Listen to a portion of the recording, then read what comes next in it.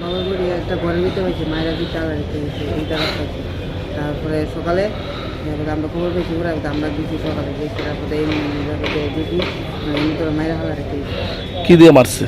এগুলো এই টিপ দিয়ে মারছে আর কি, এই টিপ দিয়ে আছে বাড়িটা দিয়ে ভাঙ্গা টিঙ্গা গেছে। কি নাম?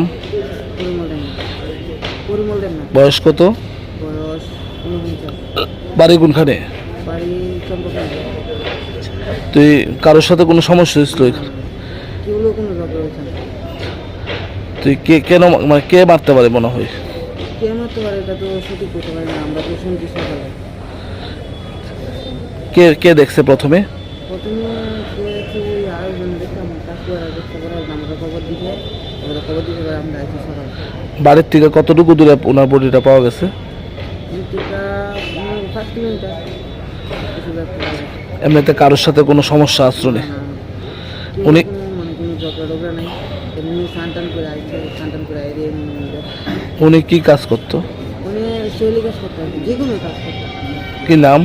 কোনো বলতে না। তোমার কি হয়? আমার বাবা।